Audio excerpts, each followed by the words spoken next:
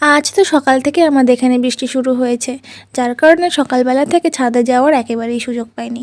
একটু বেলা হতেই বৃষ্টিটা কমলে আমি গিয়েছিলাম ছাদে। একটু হাঁটাহাঁটি করতে করতে হঠাৎ আমার নজর গেল আমার এই পদ্ম গামলাটার দিকে। দেখো আমার এই পদ্মটা কীভাবে পড়ে আছে। আসলে আজকে এই পদ্ম ফুলটা ফুটেছিল, আর বৃষ্টির জন্য পদ্ম ফুলের ভিতরে জল জমে পদ্ম ফুলটা বড্ড ভারী হয়ে গিয়ে এইভাবে উল্টে পড়ে গিয়েছে। দেখে বড্ড খারাপ লাগলো। কোনো মতে এই পদ্মটাকে পাশের একটি গামলাতে সাপোর্ট দিয়ে আমি দেখলাম যে এখানেও বেশ অনেকগুলো কুড়ি এসেছে।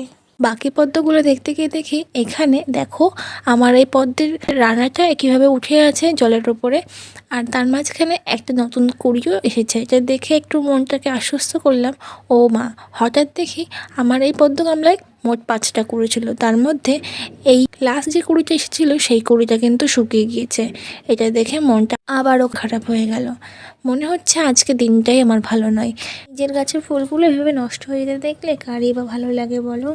নিজের হাতে যত্ন করে করা গাছে কুড়ি আসলে ঠিক যতটা আনন্দ হয়, আর সেই কুড়ি যখন নষ্ট হয়ে যায় সেটা দেখে কিন্তু তার থেকে দ্বিগুণ কষ্ট হয়। এরপর বাকি পদ্ম গামলাগুলোর দিকে নজর দিতে গিয়ে দেখি আমার এই পদ্ম ফুলটারও সেম অবস্থা হয়েছে, বৃষ্টির জলে ভারী হয়ে গিয়ে প্রায় ঝুঁকে গিয়েছে। তো চলো আজকের ভিডিওটা এতটুকুই, বাকি পার্টটুকু তোমাদেরকে পরের কোনো ভিডিওতে দেখাবো। আজ আসি, সকলে ভালো থেকো, সুস্থ থেকো আর নিজেদের খেয়াল রেখো। বাই।